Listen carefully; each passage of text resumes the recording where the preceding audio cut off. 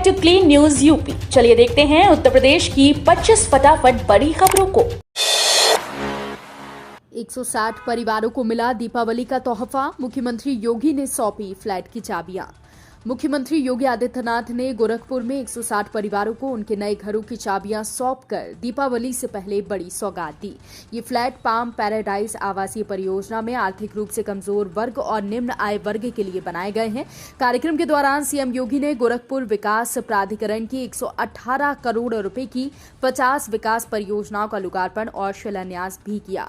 उन्होंने कहा कि एक परिवार में औसतन 5 से 6 सदस्य होने पर करीब 700-800 लोग लाभान्वित हुए हैं। ये हर परिवार के लिए यादगार पल है। दिवाली पर महिलाओं को योगी सरकार का तोहफा, फ्री एलपीजी सिलेंडर से महकेगा हर घर। दिवाली से पहले महिलाओं के लिए बड़ी खुशखबरी। योगी सरकार ने प्रधानमंत्री उज्ज्वला योजना से जुड़ी महिलाओं को इस बार मुफ्त एलपीजी गैस सिलेंडर देने का ऐलान किया है। सरकार का ये तोहफा त्योहार की खुशियों को दोगुना कर देगा।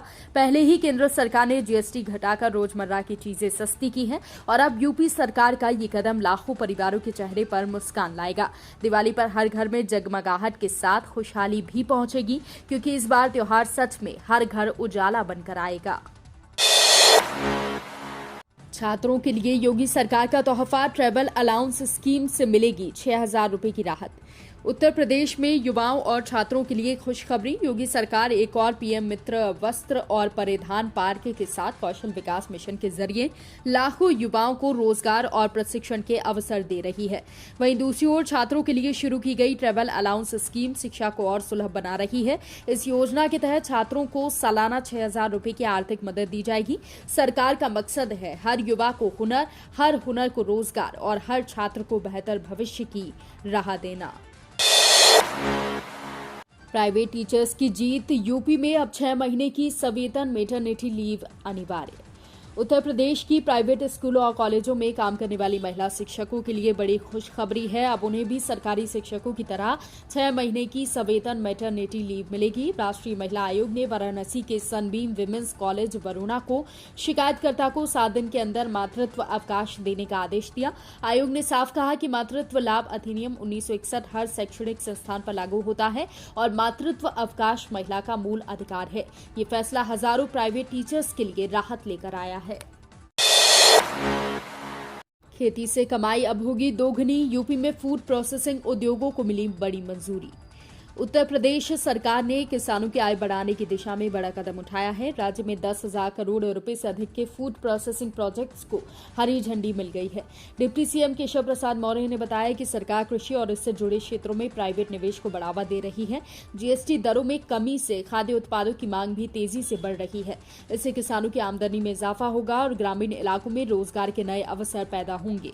योगी सरकार का लक्ष्य है खेती से उद्योग तक हर खेत खुशहाल। गोरखपुर में लगेगा रोजगार महाकुंभ, युवाओं को मिलेगा विदेश में काम करने का अवसर।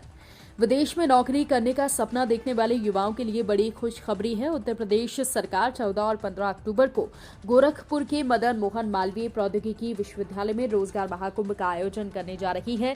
इस महाकुंभ में युवाओं को देश ही नहीं विदेश में भी रोजगार के अवसर मिलेंगे। सरकार का लक्ष्य है कि 20,000 से अधिक युवाओं को उनकी योग्यता और कौशल के अनुसार नौकरियां उपलब्ध कराना। योगी सरकार का ये प्रयास युवाओं को के करियर को वैश्विक मंच देने की दिशा में बड़ा कदम है। करवा चौथ पर महिला पुलिसकर्मियों को राहत, त्योहारों में उपद्रव पर सीएम योगी ने दिए सख्त निर्देश।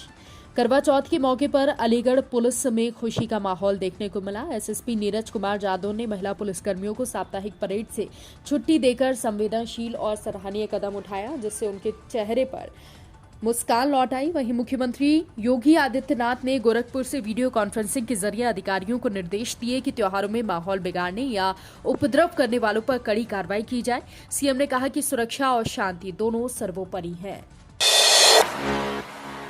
दीपावली पर स्वदेशी को बढ़ावा, सीएम योगी बोले विदेशी उत्पादों पर खर्च न करें, भारत आत्मनिर्भर बनेगा।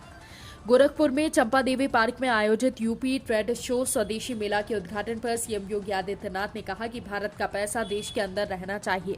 उन्होंने कहा कि विदेशी उत्पादों पर खर्च हमारे विकास और सुरक्षा के लिए नुकसानदेह है। दीपावली पर देवी देवताओं की प्रतिमाएं घर में रखी जाती थी जिन्हें चीन बनाता था। सीएम ने स्पष्ट किया कि आत्मनिर्भर भारत तभी संभव है जब हमारा धन भारत में निवेशित हो और अलगाववाद और नक्सलवाद जैसी समस्याओं पर खर्च किया जाए। यूपी के जिले में बनेगा नया बस अड्डा, शहर में बसों की एंट्री होगी बंद। यूपी के भैसाली बस अड्डे को शहर के अंदर से बाहर शिफ्ट करने की कवायद तेज हो गई है। शुक्रवार को कमिश्नरी सभागार में अधिकारियों की बैठक हुई जिसमें कमिश्नर और रोडवेज के अधिकारी शामिल थे। बैठक में बताया गया कि मेरठ साउथ और पलहेड़ा में नए बस अड्डों का मानचित्र तैयार कर मुख्यालय को भेज दिया गया है। दोनों स्थानों पर 1.5 हेक्टेयर भूमि पर बस अड्डे बनाए जाएंगे। इसके बाद शहर के अंदर बसों का ट्रैफिक कम होगा और यातायात सुगम बनेगा। मेरठ के कपसाड़ में फसल सर्वेक्षण पूरा, 2426 खेतों का डेटा डीसीएस यूपी ऐप पर अपलोड। मेरठ के ग्राम पंचायत कपसाड़ में फसल सर्वेक्षण का कार्य पूरा हो गया है। सर्वेक्षकों ने कुल 2426 खेतों का डेटा डीसीएस यूपी ऐप पर अपलोड किया है। हर खसरे के लिए सर्वेयर को 5 रुपए का भुगतान किया जाएगा। डिजिटल फसल सर्वेक्षण एक मोबाइल आधारित प्रणाली है जो किसानों द्वारा बोई गई फसलों का वास्तविक समय डेटा एकत्रित करती है। इससे कृषि योजनाओं और नीतियों को सटीक बनाने में मदद मिलेगी और किसानों को अधिक लाभ मिलेगा। यूपी में बिजली बकायेदारों के लिए बड़ी राहत, योगी सरकार ला रही ओटीएस योजना। उत्तर प्रदेश सरकार बिजली बकायेदारों को राहत देने की तैयारी में है। एक बार फिर ओटीएस यानी एक मुश्त समाधान योजना लागू करने की योजना बनाई जा रही है। इसके तहत बकाया बिजली बिल छूट के साथ जमा किया जा सकेगा। ऊर्जा विभाग ने जिलों से बकाया रकम, बकायेदारों की संख्या और बिजली बिल न जमा करने वाले उपभोक्ताओं का ब्यौरा मांगा है। जिलों से जानकारी मिलने के बाद ओटीएस की समय अवधि और स्वरूप तय किया जाएगा। इस पहल से लाखों उपभोक्ताओं को राहत और बिजली विभाग को भी व्यवस्थित वसूली में मदद मिलेगी। यूपी में बीएड धारकों के लिए बड़ी खुशखबरी, पीडीपीईटी ब्रिज कोर्स से मिलेगी बीटीसी के बराबर मान्यता। उत्तर प्रदेश सरकार ने बीएड पास कैंडिडेट्स के लिए पीडीपीईटी ब्रिज कोर्स को बीटीसी के बराबर मान्यता दे रही है और ये 6 महीने का कोर्स पूरी तरह ऑनलाइन होगा और एनआईओएस द्वारा आयोजित किया जाएगा। इस कोर्स की मदद से सुप्रीम कोर्ट के आदेश के बाद अयोग्य हो चुके बीएड धारक अब प्राइमरी टीचर बनने की योग्यता प्राप्त कर सकेंगे। इच्छुक कैंडिडेट्स 1 नवंबर से वेबसाइट पर आवेदन कर सकेंगे। ट्रेनिंग दिसंबर 2025 से मई 2026 तक चलेगी। अखिलेश यादव ने समाजवाद और संवैधानिक सुरक्षा को मजबूत करने का लिया संकल्प। समाजवादी पार्टी अध्यक्ष अखिलेश यादव ने अपने पिता स्वर्गीय मुलायम सिंह यादव की 3री पुण्यतिथि पर आयोजित कार्यक्रम में आरक्षण और संवैधानिक सुरक्षा को लेकर स्पष्ट संदेश दिया। उन्होंने कहा कि पिछड़े, दलित और अल्पसंख्यक समाज के अधिकार और सम्मान के लिए समाजवादी पार्टी हमेशा एकजुट है। पीढ़ियों से चली आ रही असमानता और अपमान के खिलाफ संघर्ष जारी रहेगा। अखिलेश ने नेताजी के आदर्शों पर चलते हुए समाजवाद और संविधान की सुरक्षा को मजबूत करने का संकल्प लिया। फरवरी में संभावित एमएलसी चुनाव, यूपी की सभी 11 सीटों पर उतरेंगे कांग्रेस प्रत्याशी। उत्तर प्रदेश में एमएलसी चुनाव की तैयारियां जोरों पर हैं। समाजवादी पार्टी और कांग्रेस आमने सामने हैं। गुरुवार को सपा ने 5 सीटों के लिए प्रत्याशियों का ऐलान किया, जबकि शुक्रवार को कांग्रेस प्रदेश अध्यक्ष अजय राय ने स्नातक और शिक्षक स्नातक विधान परिषद सीटों के लिए अपने 5 प्रत्याशियों का नाम घोषित किया। अजय राय ने कहा कि यूपी की सभी 11 सीटों पर कांग्रेस अपने प्रत्याशी उतारेगी।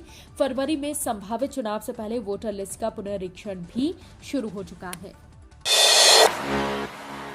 राजकीय कॉलेज में असिस्टेंट प्रोफेसर की भर्ती जल्द, 950 खाली पदों पर होगी नियुक्ति।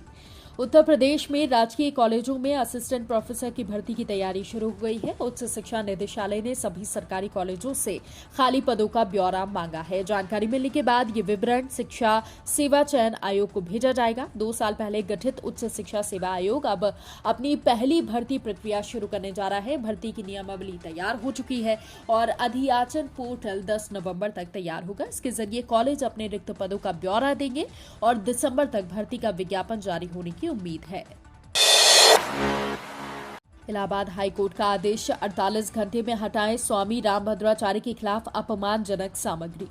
इलाहाबाद हाईकोर्ट की लखनऊ बेंच ने जगतगुरु स्वामी रामभद्राचार्य पर सोशल मीडिया पर की गई अपमानजनक टिप्पणियों पर संज्ञान लिया। जस्टिस शेखर बी सराफ और जस्टिस प्रशांत कुमार की खंडपीठ ने फेसबुक को निर्देश दिया है कि स्वामी रामभद्राचार्य के खिलाफ अपमानजनक सामग्री को 48 घंटे के भीतर हटा लिया जाए, बशर्ते संबंधित सामग्री का URL लिंक उपलब्ध कराया जाए। यह आदेश स्वामी रामभद्राचार्य के अनुयायियों द्वारा दायर रिट याचिका पर सुनवाई के बाद दिया गया। मुख्यमंत्री के निर्देश पर गड्ढा मुक्त सड़कों के लिए लोक निर्माण विभाग ने शुरू की गहन जांच। उत्तर प्रदेश सरकार ने सड़कों की गुणवत्ता और गड्ढा मुक्त अभियान की वास्तविकता जांचने के लिए राज्यव्यापी निरीक्षण अभियान शुरू किया है। लोक निर्माण विभाग प्रदेश के सभी जिलों में पेचवर्क और गड्ढा मुक्ति कार्यों की गहन जांच कराएगा। निरीक्षण की जिम्मेदारी वरिष्ठ अभियंताओं को सौंपी गई है। मुख्यमंत्री योगी आदित्यनाथ के निर्देश पर यह पहल सुनिश्चित करेगी कि प्रदेश की सड़कें वास्तव में गड्ढा मुक्त हों और विभागीय कार्यों की गुणवत्ता में कोई कमी न रहे। ये कदम प्रदेशवासियों के लिए सुरक्षित और सुगम सड़क परिवहन सुनिश्चित करेगा। जनता दर्शन में फरियादियों से मिले सीएम योगी, अधिकारियों को त्वरित निस्तारण के दिए निर्देश। गोरखपुर में 2 दिवसीय दौरे पर आए मुख्यमंत्री डॉक्टर योगी आदित्यनाथ ने शुक्रवार सुबह गोरखपुर मंदिर परिसर में जनता दरबार का आयोजन किया। लगभग 200 फरियादियों ने अपनी समस्याएं सीएम के सामने रखी। सीएम ने व्यक्तिगत रूप से सभी से बातचीत की और अधिकारियों को निस्तारण के निर्देश दिए। उन्होंने कहा कि ऐसी शिकायतों में तुरंत जांच कर कड़ी कार्रवाई की जाए। इस पहल से जनता को सरकारी सेवाओं में विश्वास बढ़ेगा और समस्याओं का समाधान भी समय पर होगा। ACF RFO परीक्षा के एडमिट कार्ड जारी नहीं, हाईकोर्ट ने 31 अक्टूबर तक मांगा जवाब। इलाहाबाद हाईकोर्ट ने ACF RFO सेवा परीक्षा 2025 के एडमिट कार्ड जारी न होने पर UPPSC और SBI से जवाब तलब किया है। याचिकाकर्ताओं का कहना है कि उन्होंने आवेदन शुल्क 125 रुपये SBI, MOPS, UPI और IMPS से जमा किया, फिर भी एडमिट कार्ड नहीं मिले, जबकि परीक्षा 12 अक्टूबर को निर्धारित है। आयोग का कहना है कि शुल्क प्राप्त नहीं हुआ। कोर्ट ने आयोग और बैंक को 31 अक्टूबर तक जवाबी हलफनामा दाखिल करने और याचियों को 6 नवंबर तक प्रत्युत्तर देने का आदेश दिया है। 75 जिलों में परीक्षा अभ्यर्थियों के लिए रेलवे चलाएगा स्पेशल ट्रेन। उत्तर प्रदेश लोक सेवा आयोग की PCS परीक्षा 2025 के लिए रेलवे ने बड़ा कदम उठाया है। 12 अक्टूबर को होने वाली परीक्षा में 75 जिलों में 6.26 लाख से ज्यादा अभ्यर्थी शामिल होंगे। उनकी सुविधा के लिए रेलवे स्पेशल ट्रेन चलाने और जरूरत पड़ने पर नियमित ट्रेनों के समय में बदलाव करने की तैयारी कर रहा है, ताकि अभ्यर्थी आसानी से परीक्षा केंद्र पहुंच सके। प्रयागराज, कानपुर, अलीगढ़, टुंडला, इटावा और मैनपुरी सहित कई स्टेशनों पर निगरानी और सहायता के लिए टीमें तैनात की जाएंगी। भारत में 30 साल में 13 घंटे कम हुई धूप बढ़ते प्रदूषण को वजह बताया। BHU और देश के मौसम वैज्ञानिक के अध्ययन में पता चला है कि पिछले 30 वर्षों में भारत में धूप की अवधि कम हो गई है। मैदानों में 13 घंटे और पहाड़ों पर 9 घंटे तक धूप कम हुई है। शहरों में बढ़ते प्रदूषण को इसका मुख्य कारण बताया गया है। वैज्ञानिकों ने चेताया है कि इससे भारत की सौर ऊर्जा नीतियों और सौर पैनलों की क्षमता पर असर पड़ सकता है। ये शोध 1988 से 2018 के बीच किया गया और नेचर पोर्टफोलियो की अंतर्राष्ट्रीय पत्रिका साइंटिफिक रिपोर्ट्स में प्रकाशित हो चुका है।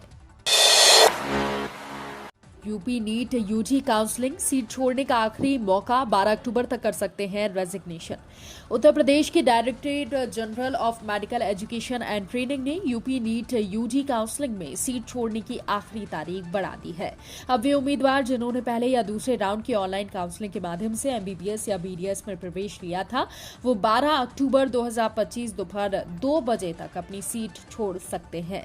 उम्मीदवारों को सलाह दी जा रही है कि निर्धारित समय सीमा के भीतर अपना रेजिग्नेशन प्रक्रिया पूरी करें, ताकि वे भविष्य की काउंसलिंग में शामिल हो सकें। आजम खान ने मायावती की तारीफ की, कहा नायक है और जब चाहूं मिल सकता हूं। समाजवादी पार्टी के वरिष्ठ नेता और पूर्व मंत्री आजम खान ने बसपा सुप्रीमो मायावती की तारीफ करते हुए कहा कि वो बड़े जनसमूह की नायक है, मैं उनकी बहुत इज्जत करता हूं। आजम ने कहा कि यदि मीडिया के माध्यम से उन्हें कोई परेशानी हुई तो उन्हें खेद है और वो जब चाहें मायावती से मिल सकते हैं। वहीं रामपुर के सपा सांसद मोहिबुल्लाह नदवी ने आजम पर पलटवार करते हुए कहा कि उनकी शराफत को कमजोरी ना समझा जाए और बुजुर्गों का सम्मान करते हुए हर व्यक्ति को अपनी गलतियों में सुधार करना चाहिए। भारत ऑस्ट्रेलिया ने किए 3 बड़े समझौते, रक्षा सहयोग और रणनीतिक एकरूपता को मजबूती।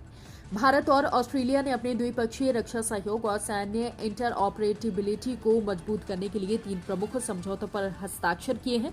इस अवसर पर रक्षा मंत्री राजनाथ सिंह ने F-35 विमान की हवा में रिफ्यूलिंग का निरीक्षण भी किया। दोनों देशों ने क्वाड देशों के बीच मौजूद रणनीतिक एकरूपता पर विश्वास जताया। ये बैठक ऐसे समय हुई जब अमेरिका ने इंडो पैसिफिक रणनीति में चीन का मुकाबला करने के लिए अपने निवेश को पहले जैसा नहीं बनाए रखने का संकेत दिया है। मौसम विभाग का चेतावनी संदेश, तेज हवा और भारी बारिश के लिए तैयार रहे।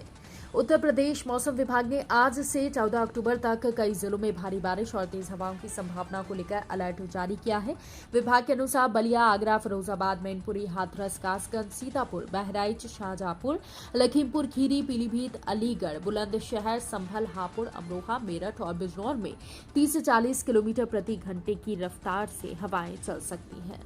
तो ये थी आज की 25 फटाफट बड़ी खबरें। अगर आपको न्यूज पसंद आई हो तो वीडियो को लाइक और शेयर जरूर करें। धन्यवाद।